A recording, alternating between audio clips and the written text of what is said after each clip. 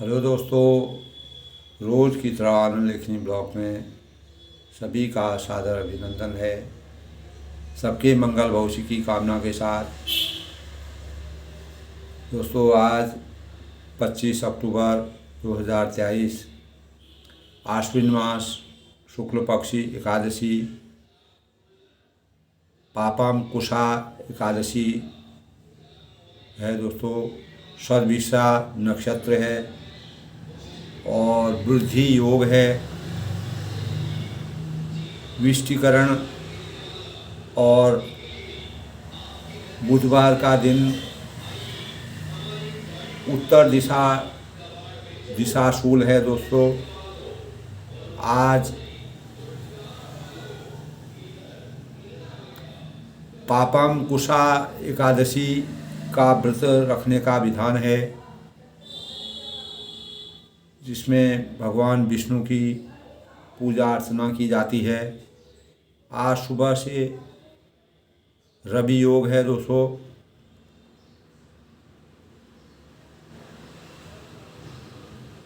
इस प्रकार आज का दिन गणेश जी को समर्पित, जो कि अनेक प्रकार के शक्ति और ज्ञान के सूचक हैं। भगवान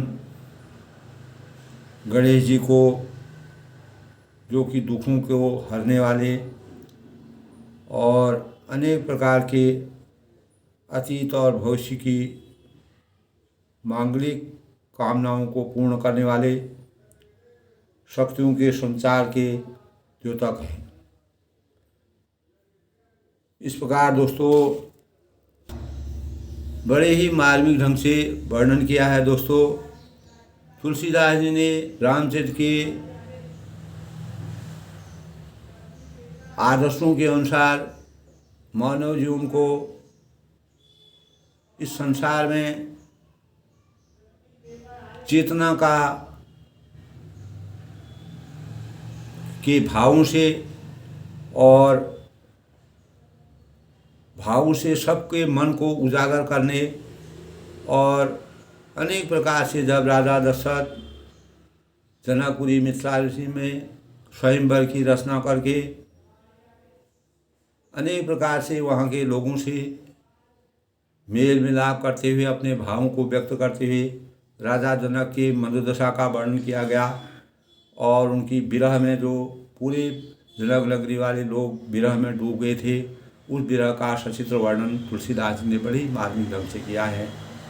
महाराज जितना जनक जी ने ससम्मान सबका जिस प्रकार से आदर किया, उन्होंने जिस प्रकार से अपनी मर्यादा को निभाया, प्रण के पक्के थे, वचन के सच्चे थे, इन भावों को तुलसीदास जी ने एक राजा, प्रतापी राजा के माध्यम से समाज में, आज भी जो हमारे समाज में व्याप्त है, उस प्रकार के गुणों से हम लोग अनेक प्रकार की प्रेरणा लेते हैं। राजा दशरथ और भरत जी का आपसी मिलन, दोनों प्रतापी राजा आपस में मिलन, आत्मा और परमात्मा का जिस प्रकार मिलन होता है, उसी प्रकार उनके भाव तुलसीदास जी ने बहुत ही मार्मिक ढंग से एक एक क्षण का, एक एक पल का और एक एक घंटे का, पूरे दिन के वृत्तांत का एक एक पल का वर्णन बहुत ही व्यावहारिक रूप में, पारिवारिक रूप में और आध्यात्मिक रूप में प्रत्येक मानव जीवन के लिए प्रेरणा का स्रोत बनाकर आज भी हमारे हृदय को सकारात्मकता की दिशा की ओर प्रदर्शित करने का मार्ग प्रशस्त किया है। तुलसीदास जी ने दोस्तों अनेक प्रकार से अपने भावों को, उनके अंदर सरस्वती विराजमान हुई, परम ब्रह्म परमेश्वर भगवान राम जी का आशीर्वाद हुआ, और सरस्वती जब उनके अंतःकरण में विराजमान हुई तो उन्होंने रामचरितमानस का इस प्रकार से वर्णन किया जो आज सतयुग से लेके द्वापर त्रेता कलयुग तक भी उसके भावों का हम अभी भी अध्ययन करते हैं, उनका गुणगान सुनते हैं और अनेक प्रकार के सामाजिक जीवन में किस प्रकार से हमें अपने जीवन को निर्वाह करना चाहिए, उसकी प्रेरणाओं से हम फलीभूत होते हैं। दोस्तों, भक्ति भाव में अनेक प्रकार की लोगों के मस्तिष्क में भ्रांतियाँ आ जाती हैं। कोई कहता है, कोई आस्तिकता से भगवान को मानता है, कोई भगवान नास्तिक है, नास्तिकता में आ जाते हैं, यानी भगवान को मानते नहीं हैं, भगवान के स्वरूप को नहीं मानते, भगवान के आकार को नहीं, स्वरूप को नहीं मानते हैं। दोस्तों, अगर हम अपनी आत्मा का अवलोकन सक्षम रूप से करते हैं, आध्यात्मिक रूप से, जहाँ हम भगवान को साक्षात रूप में मानते हैं, लेकिन वैज्ञानिक दृष्टिकोण से भी इसके अनेक प्रकार के ऐसे प्रमाण मिले हैं जिसमें भगवान की शक्ति निहित है। और इसीलिए वैज्ञानिक लोग भी अपने कार्य को करते हुए परम ब्रह्म परमेश्वर भगवान की आराधना और उनकी भक्ति भाव, दोस्तों, आम जनता की अपेक्षा जो रात दिन वैज्ञानिक तर्क से अनेक प्रकार के तर्क वितर्कों को कर करके विज्ञान की परिदशा को आगे बढ़ाते हैं, वह भी परम ब्रह्म परमेश्वर भगवान राम जी की रचना को मानने में सक्षम हो जाते हैं। और कोई भी कार्य करते हैं तो वह भी अपने जीवन में परमात्मा का नाम लेकर के उसकी शुरुआत करते हैं और उसका अंत भी उसी प्रकार करते हैं, और वह वास्तविक फलों की प्राप्ति होती है। तो परम ब्रह्म परमेश्वर की शक्ति में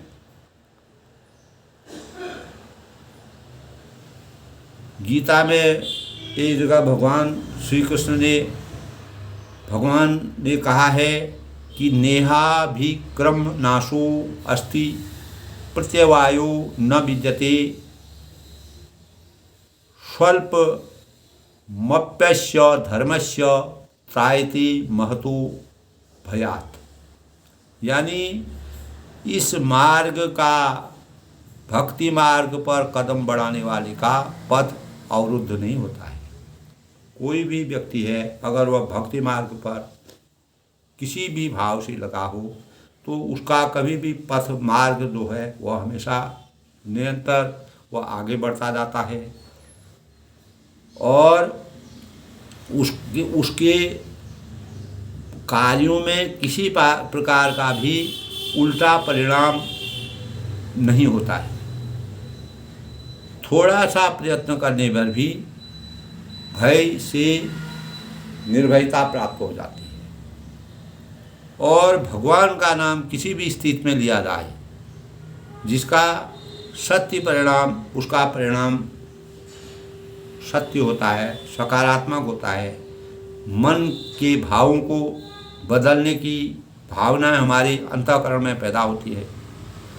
दुष्परिणाम तो दुष्कर्मों से, अगर हम यही कहते हैं कि दुष्परिणाम हमारे दुष्कर्म जो गलत कार्य होते हैं उनसे हमारे जीवन में दुष्परिणाम निकलते हैं, यह बात किसी के भी मन में नहीं आनी चाहिए कि किसी विधि विधान में कमी रह जाने से किसी प्रकार का अनिष्ट हो सकता है। यदि हम भगवान का पूजन करते हैं, अगर हमारे घर से कहीं बार कोई त्रुटि भी हो जाती है तो भगवान उसको माफ़ करते हैं। कभी भी इस प्रकार की भ्रांति अपने मस्तिष्क पर नहीं रखनी चाहिए, क्योंकि हम जानते हैं दोस्तों, जैसे वाल्मीकि थे, वाल्मीकि ने उल्टा नाम जाप किया, परम ब्रह्म परमेश्वर भगवान राम जी का उल्टा नाम जाप किया, जिससे जो एक प्रकार की त्रुटि का कारक है। लेकिन जैसे ही उन्होंने उल्टा नाम जो उन्होंने उल्टा नाम जाप किया तो उनके अंतःकरण में परम ब्रह्म परमेश्वर का ध्यान था, तो वही नाम जो है धीरे धीरे भावना और चरित्र का दृष्टिकोण बदल देने से के कारण उसको उस विधान और त्रुटि के कारण कोई हानि नहीं पहुंचती है। इसीलिए सफलता के साथ चरम लक्ष्य तक पहुँचने में वाल्मीकि सफल हुए। उन्होंने मरा शब्द को राम में परिवर्तित करके राम और मरा के बीच के अंतःकरण को समझा और अपने ज्ञान चक्षु से संस्कृत में इतने बड़े महाकाव्य वाल्मीकि की रामचरितमानस की रचना की, जिसको तुलसीदास जी ने हिंदी में परिभाषित किया और अनेक भावों से तुलसीदास जी ने उसमें और चार चांद लगा दिए। दोस्तों, तत्वदर्शी जो विद्वान लोग होते हैं, जो तत्व के ज्ञान को जानते हैं, वह निर्देश किया है, यानी तत्व के ज्ञान को जानने के लिए उपासना और विधान के संबंध में एक मार्गदर्शन नियुक्त होना चाहिए। यानी इस नियुक्ति से पूर्व यह बात भली प्रकार जान लेनी चाहिए कि मार्गदर्शक को ज्ञान और अनुभव परिपक्व है या नहीं है, तभी हमको किसी प्रकार की भ्रांति अपनी भक्ति रास्ते में नहीं होगी। उसके परामर्श से जो हमारा मार्गदर्शन करता है, प्रमाणिक उनके जो परामर्श है उसको प्रमाणिक माना जाना चाहिए। अनेक प्रकार की खोजबीन में किसी प्रकार की गलती न की जाए और अपना समाधान हर दृष्टि से भली प्रकार करने की और अनेक बातों की प्रामाणिकता को अपने अंतःकरण में रखना चाहिए। दोस्तों, जैसे हम गायत्री मंत्र का ध्यान करते हैं, 3 या 5 बार हम करते हैं और ओम लगाने से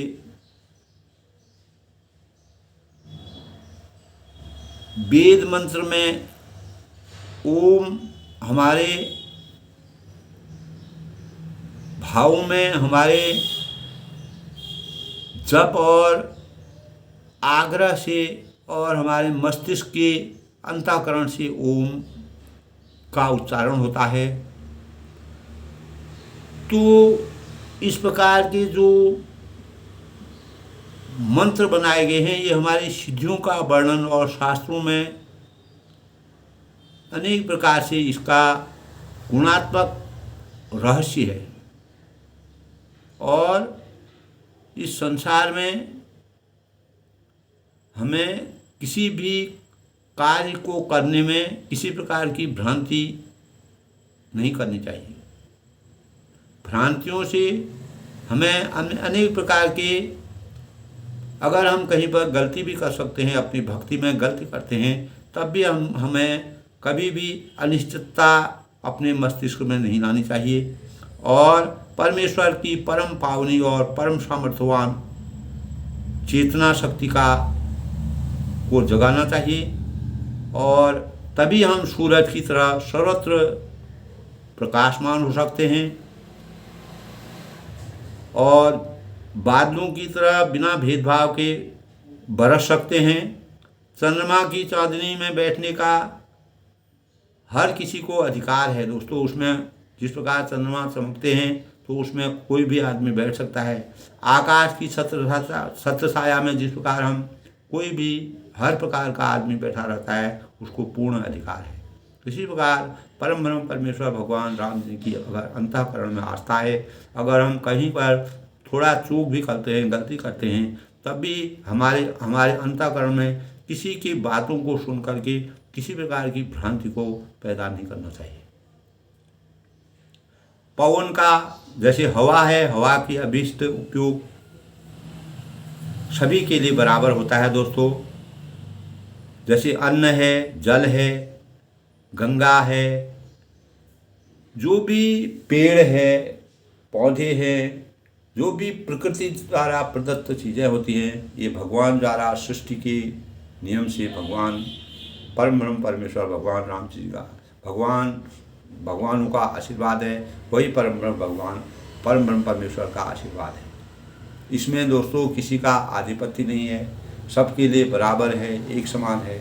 इसी प्रकार दोस्तों भगवान परम ब्रह्म परमेश्वर भगवान राम जी की नज़र में पूरा ब्रह्मांड एक समान है, यानी पूरी सृष्टि का हर प्राणी उनकी नज़र में समानता का भाव उनके अंतःकरण में है। इस प्रकार साकार उपासना में अगर हम अपनी प्रतिष्ठा को, किसी भी मंत्र को, जाप को, अगर उसमें देवत्व की भावना को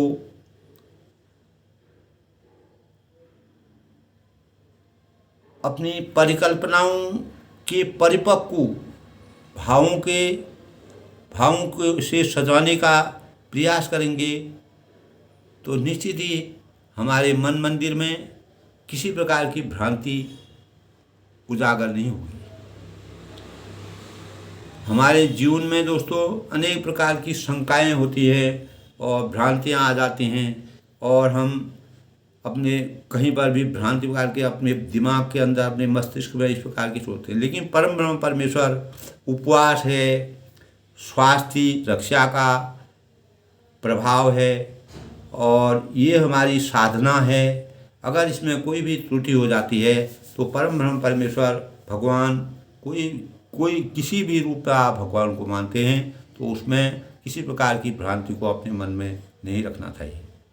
मनुष्य का खान पान है और अनेक प्रकार की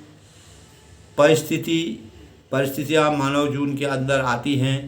शरीर में दूषित या विजातीय तत्व की कभी वृद्धि भी हो जाती है।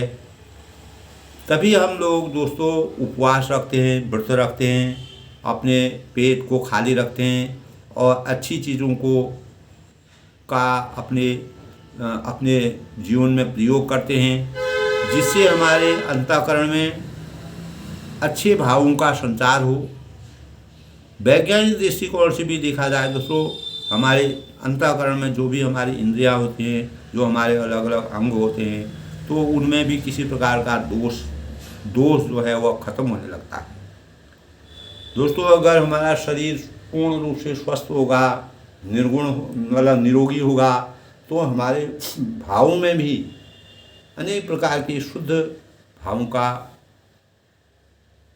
योगदान होता है। वही ब्रह्म की शक्ति को हमारे शरीर में अनेक प्रकार के, इसीलिए स्वास्थ्य को हम उपवास से, साधना से और अनेक प्रकार के नियमों से, भगवान की भक्ति से और विपरीत परिस्थितियों में भी अपने को बिना कुछ खाए जीवन निर्वाह करने की क्षमता, शक्ति का संचार अपने जीवन में करते हैं। इसलिए दोस्तों उपवास रखने का सबसे बड़ा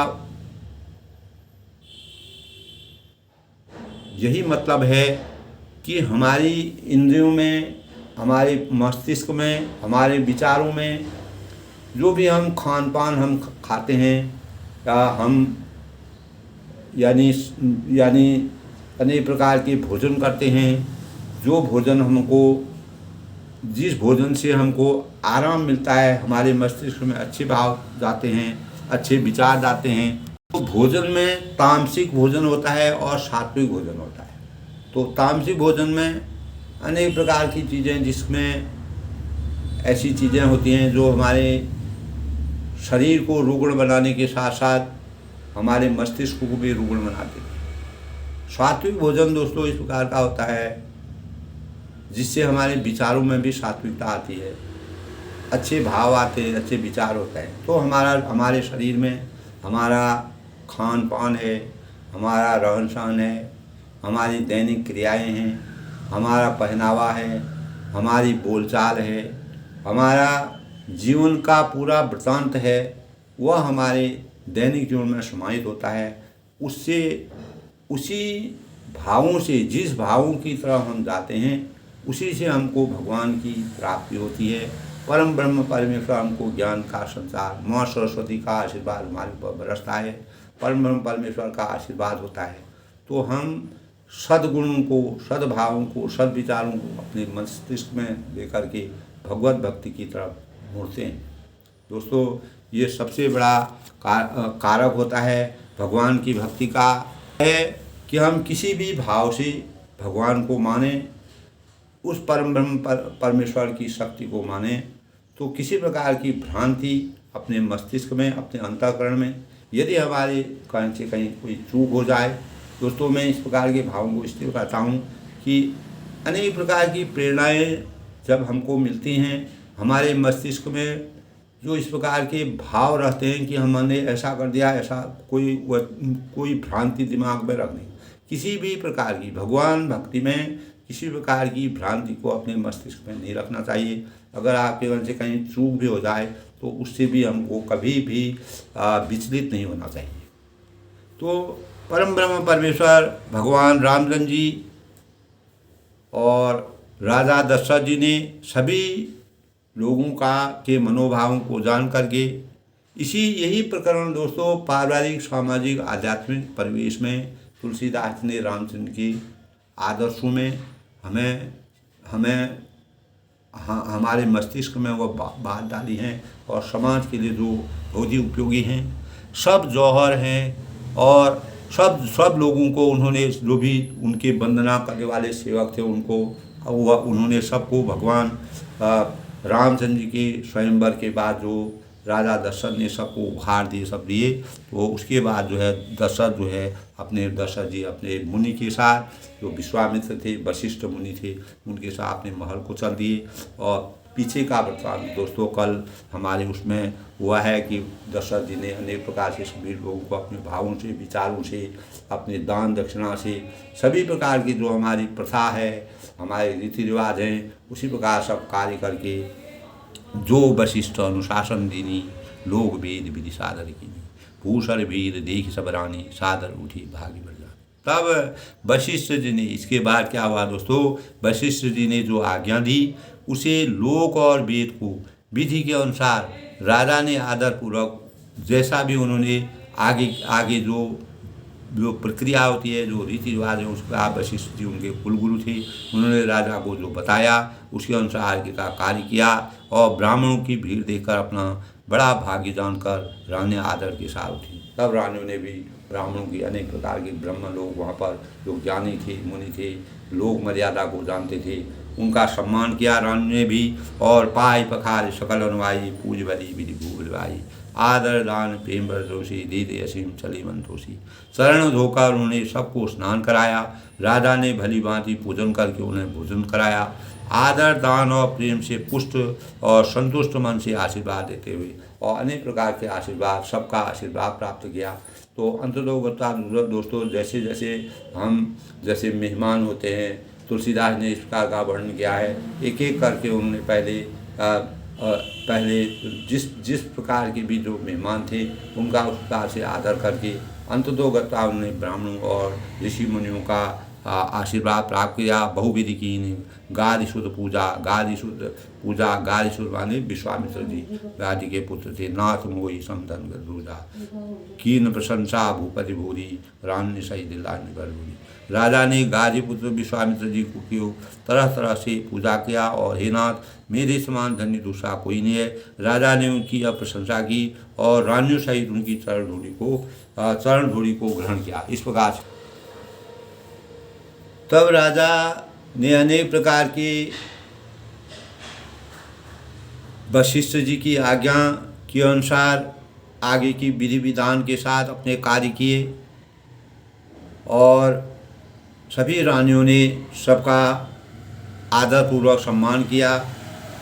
सभी के चरण धोकर स्नान कराया और राजा ने भली भांति पूजन करके उन्हें भोजन कराया। आदर दान और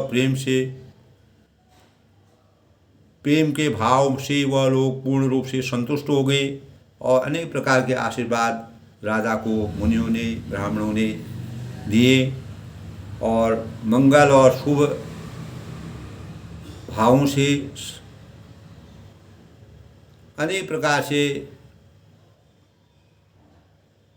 आनंद की अनुभूति का एहसास किया। बहुविधि कीन गादि सुर पूजा, नाथ मोहि सब धन्य न दूजा, कीन प्रशंसा भूखरि भूरी, रानी सहित लीन भव। तब राजा ने गादी पुत्र जो विश्वामित्र जी जो है गादी के पुत्र थे दोस्तों, तो बहुत तरह से उन्होंने उनकी पूजा की और कहा कि हे नाथ, मेरे समान धनी दूसरा इस संसार में कोई नहीं है। राजा दशरथ जी ने कहा, आप जैसे ऋषि मुनि का आशीर्वाद मेरे परिवार के ऊपर है। और राजा ने उनकी बहुत प्रकार से प्रशंसा की, रानियों से उनकी शरण धूलि को प्राप्त किया। दोस्तों, मर्यादा की रचना के अनुसार जिस प्रकार से एक अतिथि होते हैं, पहले ज़माने में ऋषि मुनियों का जो गुरु होते थे, कुल गुरु होते थे, जब कोई कार्य शुभ कार्य होता था तो उनकी अनेक प्रकार से याचना की जाती थी, उनका आशीर्वाद शिरोधार्य किया जाता था। अनेक प्रकार के मंगल कार्य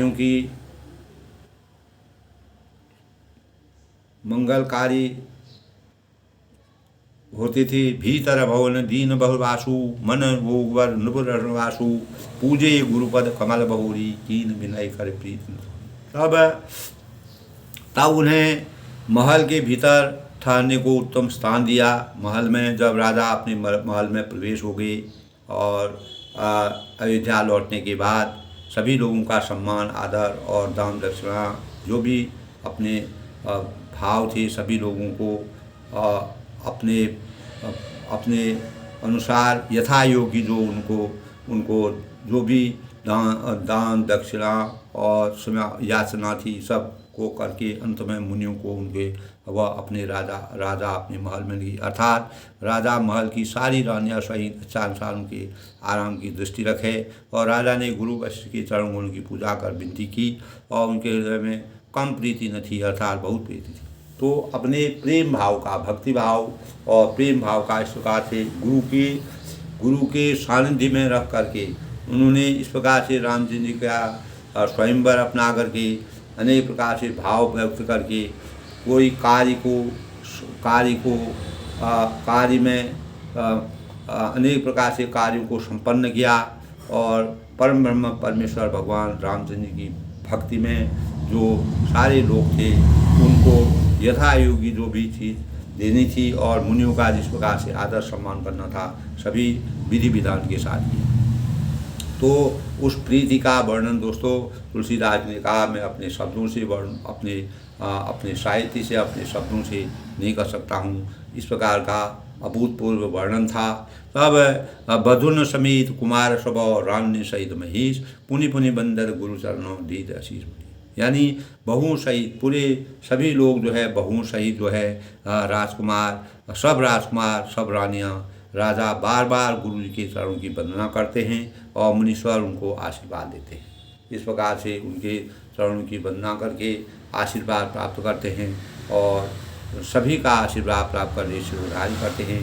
विनय कीन उर अति अनुरागी, सुर सम्रा राग सब आगे, नेग मांग मुनि नायक लीना, आशीर्वाद बहुत विधि दीना। इस प्रकार दोस्तों विनय कीन उर विनय यानी बहुत कब राजा ने अत्यंत प्रेम पूर्वक हृदय से पुत्रों को अपने सारी संपत्ति को सामने रखकर उन्हें स्वीकार करने के लिए विनती की, परंतु मुनिराज ने पुरोहित को नाते केवल अपना नेग मांग लिया और बहुत तरह से आशीर्वाद दिया।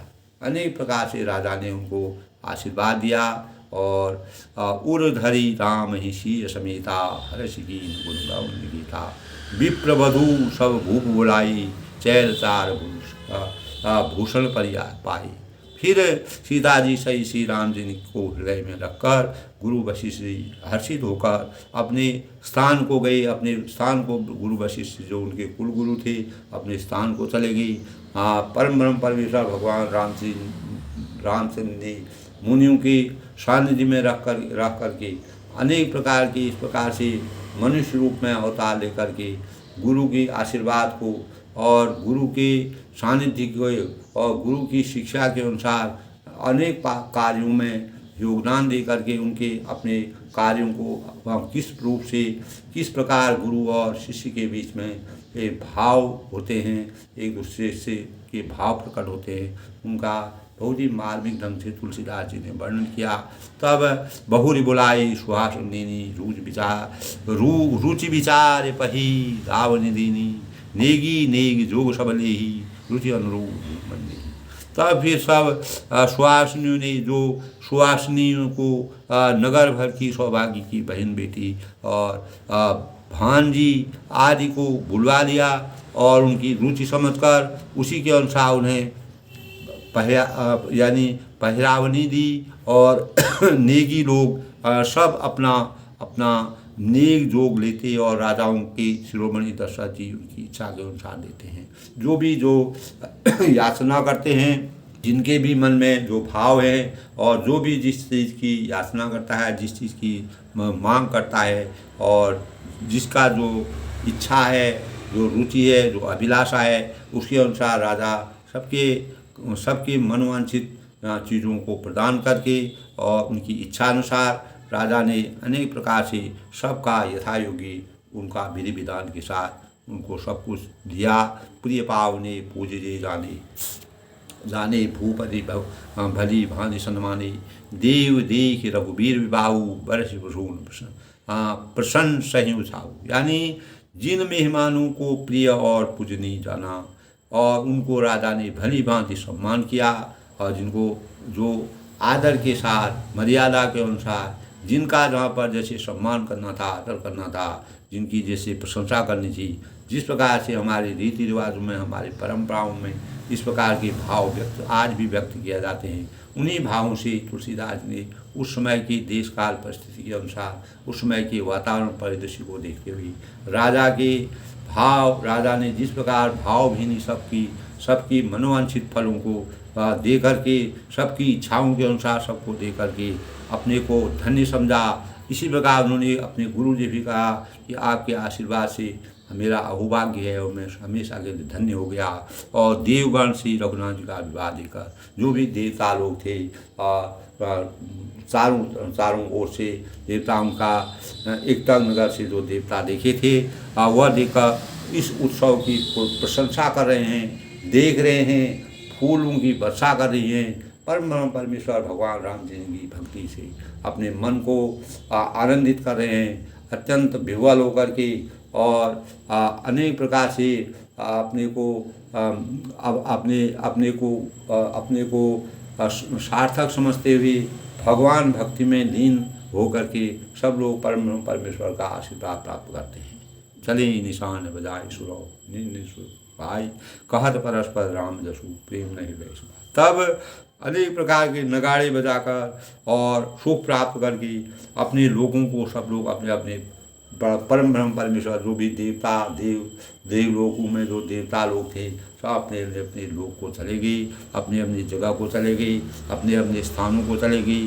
रामचंद्र का विवाह स्वयंवर का जो रीति रिवाज थी, परंपरा थी, मर्यादा थी, तो पूरा संपूर्ण कार्य को संपूर्ण कर करके सबने अनेक प्रकार से प्रशंसा और खुशी का अनुभव किया और एक दूसरे से श्री राम जी का यश, तो आपस में जो है भगवान रामचंद्र के यश का गुणगान किया और अपने हृदय में अपार हर्ष का अनुभव किया। इस प्रकार से तुलसीदास ने वर्णन किया। दोस्तों, चारों दिशाओं में इस प्रकार से आनंदित हो गई और सभी देवता और देवी देवता ने आसमान से फूलों की वर्षा की और जितने भी प्रजागण थे सब लोगों में खुशी से सब लोग फूले न समाये थे और सभी मुनि थे, ऋषि थे, कुलगुरु थे, सब अपने अपने स्थान को चले गए। इस प्रकार से विधि विधान से सभी कार्यों की संपन्नता की। सब विधि सबई समझ नर नाऊ रहा हृदय भरी पूरी बसाऊ। जहाँ रनिवास तहाँ पगुधारी शहीद बटून ने कुआने आदि। तब इस प्रकार से सबका प्रेम पूर्वक भली भांति आदर सत्कार और कर लेने पर राजा दशरथ जी के हृदय में पूर्ण उत्साह आनंद भर गया और जो रनिवास था वे वहाँ पधारे और बहुओं समेत उन्होंने कुमारों को देखा।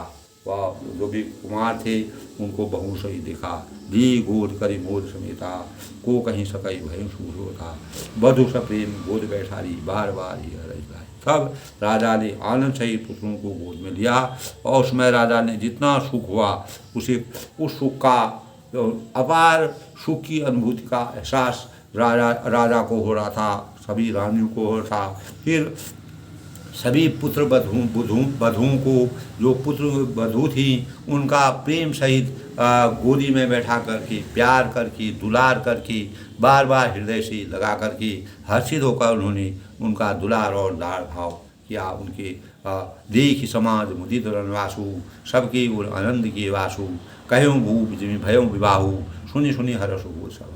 इस प्रकार दोस्तों तुलसीदास जी ने इस प्रकार की परिकल्पना की है। एक एक रहस्य को, एक एक भाव को, एक एक पारिवारिक बंधन को, पारिवारिक सूत्र को, परिवार की मर्यादा को बड़े गूढ़ रूप से विवेचना की है। और यह समाज देखकर पूरा रनिवास प्रसन्न हो गया और पूरे परिवार के लोग और जो पारिवारिक लोग थे सब लोग आनंद का अनुभव करने लगे। सबके हृदय में आनंद निवास हो गया, आनंद के भाव प्राप्त हो गए। सब लोग प्रसन्नता के मारे अत्यंत आनंदित हो गए। और राजा ने इस तरह विवाह हुआ था जब कहा था तो उसे सुनकर किसी को भी हर्ष, यानी राजा ने इस वृत्तांत को इस प्रकार से सभी के सामने अपने भावों को प्रकट किया और उनके भावों को सुन करके सब लोग अपार हर्ष का अनुभव कर रहे हैं, अपने आप को पुलकायमान समझ रहे हैं, अपने आप को बहुत ही हर्षित समझ रहे हैं। आनंद की अनुभूति का एहसास हो रहा है। पूरे वातावरण में सुगंधी और वातावरण शुद्ध हो रहा है और पवित्रता के सूचक और पवित्रता के भाव वहाँ पर उत्पन्न हो रहे हैं।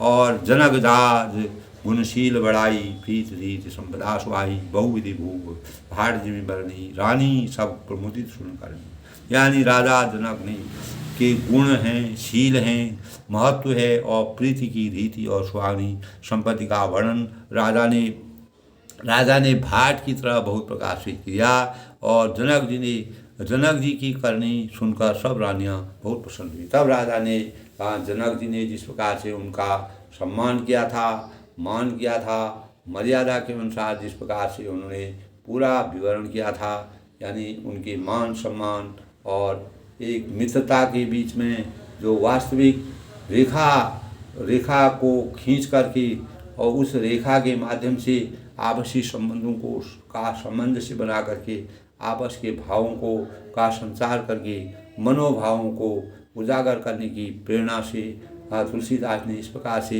यह है कि आत्मा का परमात्मा से मिलन हो गया है। एक आत्मा दूसरी आत्मा से मिल करके अनेक प्रकार के संबंधों में, एक भावों में, यानी दो परिवारों का आपस में मिलना अनेक प्रकार के गुणशील और अपार निधि की परंपरा की सूचक बन गई। इस प्रकार के भाव उन्होंने जनक जी के बारे में, प्रतापी राजा जनक जी के भावों का, उनके गुणों का, उनके सम्मान का, उनके आदर का और उनकी प्रीति के भावों का पूर्ण रूप से गुणात्मक वर्णन किया और सभी को उनके बारे में सुंदर भावों से विवेचना की, उनका वर्णन किया। सुतन समेत नहाय नृप बोल विप्रभु यार, भोजन कीन अनेक विधि धरी पंच गई। यानी पुत्रों सहित स्नान करके राजा ने ब्राह्मण, गुरु और कुटुंबियों को बुलाकर अनेक प्रकार से भोजन किए और सब करते करते 5 घड़ी रात बीत गई। यानी इस प्रकार से समय बीत जाता था और रात दिन वाला इस प्रकार की प्रसन्नता का वातावरण था। अनेक प्रकार से यानी परिवार की मर्यादा बदल गई, परिवार बढ़ गया। और जब दोस्तों एक व्यक्ति, अगर कोई नया व्यक्ति आता है, नया सदस्य आता है तो उसके भाव उस परिवार से मिलते हैं, अनेक प्रकार की शुचिता का वर्णन होता है, शुचिता का वातावरण आ जाता है। इस प्रकार का शुचिता का वातावरण वहाँ पर आ गया। मंगल गान करहीं बर भामिनी, भय शुभ मूल मनोहर जामिनी, अंचई पान अंचई पान सब काहू पाई, स्नंग स्नंदी भूषित सविदाई। यानी सुंदर स्त्रियाँ मंगल गान गा रही हैं, रात्रि में सुख की मूल और मनोहरिणी हो गई हैं। रात्रि भी इस प्रकार से लग रही है कि कब रात ही आई और कब दिन गया, कब रात चली गई, इसका पता ही चल रहा था। सब लोग इतने प्रसन्नता के भावों में सब लोग आनंदित हो गई और सब ने आचमन करके पान और अनेक प्रकार के शुभ चीज़ों का, जैसे पान है और फूलों की माला है, सुगंधित द्रव्य हैं आदि से विभूषित सब शोभा से आनंद का एहसास कर रहे हैं। राम ही देखे हृदय सुभाई, नेने भवन चली शरणाई, प्रेम प्रमोद विनोद बढ़ाई, समो समान मनोहर लाई। तो दोस्तों, आज के प्रकरण में भी पूरा जनक दशरथ जी ने पूरे परिवार और मुनिगणों का जिस प्रकार से आदर किया, सम्मान किया, उसका विस्तृत वर्णन श्री राम जी को देकर आज्ञा पाकर सब सर नवाकर अपने अपने घर को चले गए। इस प्रकार सबका परम परमेश्वर भगवान राम जी का आशीर्वाद प्राप्त पर उनके दर्शन हो गए। साक्षात रूप में लोगों ने उनके दर्शनों का लाभ उठाया और अनेक प्रकार के प्रेम है, आनंद है, विनोद है, महत्व है, समय है, समाज है, मनोहरता का अनुभव किया। और कहीं न सकहीं सत सारद शेषु वेद विरंज महेश गणेशु, सो मैं कहूँ कौन विधि करनी, भूमि नाग सिर धरें की धरनी। यानी सैकड़ों सरस्वती हैं और शेष हैं, वेद हैं, ब्रह्मा हैं, महादेव जी हैं, गणेश जी नहीं कर सकते इस प्रकार का वर्णन। इस प्रकार सभी भगवानों का आशीर्वाद उन पर प्राप्त है। और फिर भला उसे किस प्रकार से बखान करूं, यानी कहूँ, यानी तुलसीदास जी कहते हैं कि इस प्रकार की जिस प्रकार सरस्वती माँ का आशीर्वाद होता है, शेष जी का इस पृथ्वी को पूरा शेष जी अपने ऊपर धारण किए रहते हैं। वेद हमारी मर्यादा के अनुसार वेदों की रचना हुई है और सृष्टि की रचना वेदों के अनुसार ब्रह्मा हैं, विष्णु हैं, महादेव हैं और गणेश जी हैं। सभी की दृष्टि परम परमेश्वर भगवान श्री राम जी के ऊपर है। सब उनका आशीर्वाद ले रहे हैं और अहोभाग्य की अनुभूत कर रहे हैं। और उसका बखान करना, तुलसीदास जी कहते हैं कि उसका बखान करना यानी कैंचुआ क्या कहीं कैंचुआ भी धरती को सिर पर ले सकता है। इस प्रकार से उन्होंने कहा कि अपने को उन्होंने कैंचुआ बताया है और भगवान रामचंद्र जी की जो परंपरा है, जो मर्यादा है, जो उनका दिव्य स्वरूप है, वह धरती का स्वरूप बता रखा है। इस धरती के पावन को पवित्रता के सूत्र में बांध करके इस सृष्टि की रचना को आगे करने वाले परम ब्रह्म परमेश्वर भगवान रामचंद्र जी का आशीर्वाद ब्रह्मा, विष्णु, महेश, गणेश जी और सरस्वती माता सभी चारों ओर से उनके दिव्य गान को गा रही हैं। और उस प्रकार की वृत्तांत को तुलसीदास जी कहते हैं कि मैं किस प्रकार से उनका वर्णन करूं, यह मेरे लिए बहुत ही कठिन है। तब वह कहते हैं कि कैंचुआ भी कभी धरती को अपने सिर पर रख सकता है, अर्थात नहीं। यानी मैं उनका वर्णन, ऐसी शोभा का वर्णन, ऐसे गुणों का वर्णन, ऐसी मर्यादा का वर्णन, ऐसे दिव्य और विशाल स्वरूप जो परम परमेश्वर भगवान राम जी का है, उसका वर्णन करना मेरे लिए मैं नहीं कर सकता हूँ। मैं जितना, यानी उन्होंने अपने भावों से भगवान को इस प्रकार से अपने को समर्पित किया कि मैं जो भी भगवान के लिए कर रहा हूँ वो भी मेरे लिए कुछ भी नहीं है, मैं कुछ नहीं कर रहा हूँ। यानी वह पूर्ण भक्ति में लीन हो। दोस्तों, तुलसीदास जी को ज्ञान अपनी पत्नी से प्राप्त हुआ। जब पत्नी, तुलसीदास जी पत्नी के बहुत भक्त थे और वह बार बार पत्नी के साथ लगे रहते थे। जहाँ भी उनकी पत्नी जाती थी, इस प्रकार का वृत्तांत है, तो वो वहाँ जाते थे। तब पत्नी ने एक बार उनसे कह दिया कि धिक धिक ऐसे प्रेम को कहा करूँ मैं ना, ऐसा जो अस्थि चरण मम देह में और तामे ऐसी प्रीति, अस्थि चरण मम देह में और तामे ऐसी प्रीति। मेरा हाड़ मांस से बना हुआ ये शरीर है और इसमें आपका जो शरीर है, आपका जो जीवन है, आप पूरे जीवन को इस हाड़ मांस के शरीर के ऊपर लगाए हो। अस्थि चरण मम देह में और तामे ऐसी प्रीति, और इस शरीर पर आपकी इतनी बड़ी प्रीति हो गई है, प्रीति हो गई है। जैसी प्रीति दोस्तों होती है, तो ऐसी जो श्री राम पर अगर इस प्रकार की प्रीति आपको परम ब्रह्म परमेश्वर भगवान राम जी के ऊपर हो, तो ऐसी जो श्री राम पर हो ही नहीं कभी भी आप जो है इस संसार की भवसागर से पार हो जाओगे और कभी भी अस्थि चरण देह में और तामे ऐसी भी ऐसी जो श्री राम पर कोई नहीं भाई। कभी भी आप भयभीत नहीं होगी इस संसार में, और कभी भी इस प्रकार के भावों से पूरे संसार के माया मोह और लोभ मोह क्रोध इत्यादि इस प्रकार की माया के बंधन में आप बंधे हुए हैं, वह बंधन अगर आप रामचंद्र के शरण में जाएंगे तो आपका बंधन पूर्ण रूप से समाप्त हो जाएगा, हमेशा के लिए खत्म नष्ट हो जाएगा। आप ज्ञान के भंडार में चलाएंगे, भक्ति में लीन हो जाएंगे। तभी तुलसीदास जी को दोस्तों इस प्रकार की राम भक्ति का संचार उनके हृदय में हुआ और एक प्रकार से प्रेरणा मिली। दोस्तों प्रेरणा कहीं भी किसी से भी किसी भाव से मिलती है। इस प्रकार रामचरितमानस से हमें अनेक प्रकार की प्रेरणाएं मिलती हैं जिससे हम अपने जीवन को साकार कर सकते हैं। और कोई भी व्यक्ति हो अगर राम भक्ति में लीन हो जाए, अनेक प्रकार के प्रकरण तुलसीदास जी ने इस रामचरितमानस में चरितार्थ किया है और जो हमारे लिए हमेशा के लिए उदाहरणीय है और हमारे जीवन की साकार बनाने के लिए और हमारे जीवन के परिदृश्य को आलोकित करने के लिए बहुत ही प्रेरणादायक है। न प्रसव भांति सबई सनमानी कहीं मधु वचन बुलाई रानी बधु लड़िकनी पर घर आई राघव नयन पलक गिनाई। तब राजा ने सबका सब प्रकार से सम्मान करके आदर करके कोमल वचन कहकर रानी को बुलाया और कहा कि बहुएं अभी बच्ची हैं, पराए घर की आई हैं, यानी दूसरे घर से आई हैं, उनको यहाँ की विधि विधान रीति रिवाज परंपरा का कोई ज्ञान नहीं है। उनको इस तरह से रखना जैसे नेत्रों के पलकों में रख, जिसका अपने नेत्रों को हम पलकों से चारों तरफ से घेर करके रखते हैं, पलकों की रक्षा करते हैं, उसी प्रकार इनको अपने संरक्षण में, अपने आधिपत्य में और अपने प्रेम भावों से इनको अपने ज्ञान से, अपने भावों से, अपने मृदु भावों से इनको ज्ञान और इनको अपने पलकों में रखना और आशीर्वाद देना।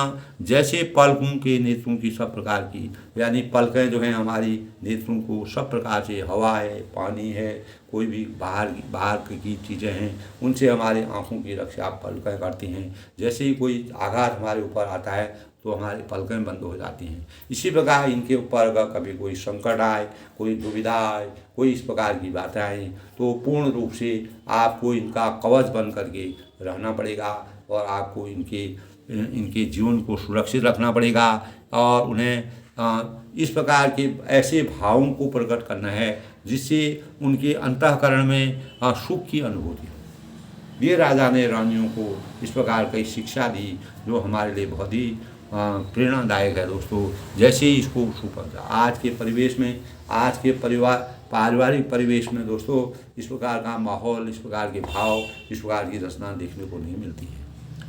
यही प्रेरणा हमको आज जीवन को सजोकर अगर हमको रखना है, अपने जीवन को सार्थक रखना है, पारिवारिक परिवेश को अगर हमको जीवित रखना है, उसको सजोकर रखना है, तो रामचरितमानस का ध्यान और उसके वृत्तांत को पढ़ करके हमें अनेक प्रकार के भावों को, जो भी हमारे अंदर गलतियां हैं, जो हमारे पर गलत बातें हैं, जो हमारे अंदर भ्रांति हैं, उन भ्रांतियों से मुक्त हो करके हमको ऐसे बंधन में राम रूपी राम भक्ति में डूब करके अपने भावों का सुंदर चरित्र चित्रण करके, अपने चरित्र को अच्छा करके और अपने पारिवारिक जीवन को मजबूती प्रदान करनी चाहिए।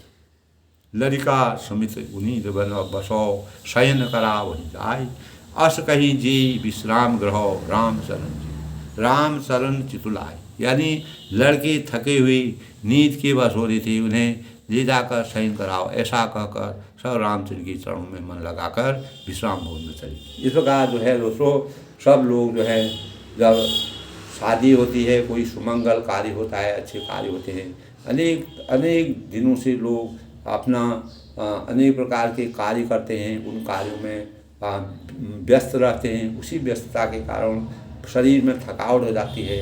तुलसीदास ने देखो दोस्तों एकदम ऐसा वर्णन किया है जो आज के परिवेश में भी देखता है। पूरे घर में, पूरे परिवार, हर परिवार में इस प्रकार के भाव मिलते हैं।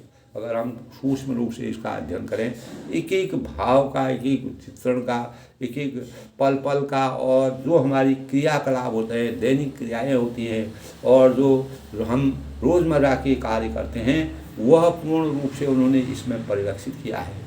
यानी जिस प्रकार का भाव होता है, जो गुण होते हैं, वही चीज़ दोस्तों आज हम रामलीला के माध्यम से और अनेक प्रकार से हम रामचंद्र के गुणों का गान करते हैं। और 10 दिन तक रामलीला करके अंत में विजयादशमी मना करके परम ब्रह्म परमेश्वर को, अन्याय और अत्याचार अधर्म को धर्म और असत्य से सत्य की विजय का प्रतीक मानते हुए आज भी हम अपनी परंपराओं में अपने जीवन को सकारात्मक बनाने के लिए, अपने जीवन में अज्ञान रूपी अंधकार से ज्ञान रूपी प्रकाश को प्राप्त करने के लिए अनेक प्रकार से रामायण और रामलीला का आयोजन करते हैं। जो यही हमारे रीति रिवाजों को, हमारी परंपरा को संजो कर रखने का एक नियम है दोस्तों। इसीलिए रामचरितमानस दोस्तों जब तक हमारे जीवन में, इस सृष्टि में रहेगा, इसका गुणगान रहेगा। तुलसीदास ने इस प्रकार की रचना करके मानव जीवन के आगे रखी है, जो वास्तव में अनेकों वर्षों तक और चिरकाल तक, यानी जब तक यह सृष्टि रहेगी तब तक यह ग्रंथ रहेगा, तब तक मानव जीवन को इस प्रकार की चेतना मिलती रहेगी। हमारे हिंदू धर्म में, सनातन धर्म में इस प्रकार के काव्य से, अनेक प्रकार के भक्ति भाव से, हम परम ब्रह्म परमेश्वर के आशीर्वाद से अनेक प्रकार के इस प्रकार के विषम कार्यों में भी अनेक प्रकार की उपलब्धि प्राप्त कर लेते हैं। यही कारण है दोस्तों, हमारा देश अनेकता में एकता का पूरा संबल के समान चरितार्थ रूप में परिलक्षित होता है। इसलिए हमारा देश अनेकता में एकता का सबसे बड़ा सूचक है, और यही रामचरितमानस का आशीर्वाद है।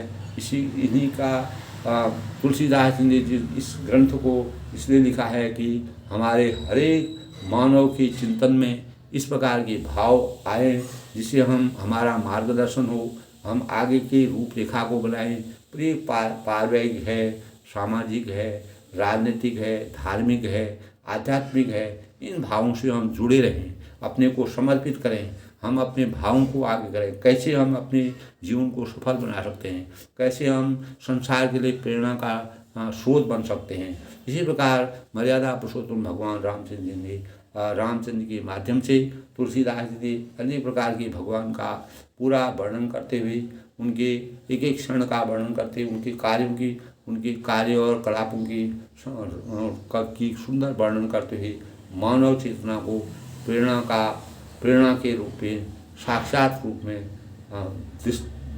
सबको परिलक्षित कराया है।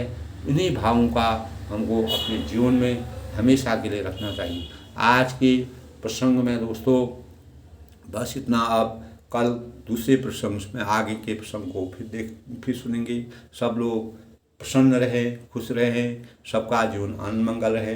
परम ब्रह्म परमेश्वर भगवान रामचंद्र जी, और आज बुधवार का दिन गणेश जी को समर्पित है, और सभी के जीवन में गणेश जी का आशीर्वाद बने। परम ब्रह्म परमेश्वर मर्यादा पुरुषोत्तम रामचंद्र जी का आशीर्वाद यदि हमारे जीवन में रहेगा तो दोस्तों हमें किसी प्रकार का परेशानी नहीं होगी। हमारा जीवन हमेशा सफलता की ओर अग्रसर होगा। हम हमारे अंदर पवित्रता और राम राज्य की स्थापना से हमारे मन मंदिर में भक्ति भावों का संचार होगा। अपनी वाणी को विराम देते हुए बड़ों को मेरा नमस्कार, छोटों को मेरा आशीर्वाद।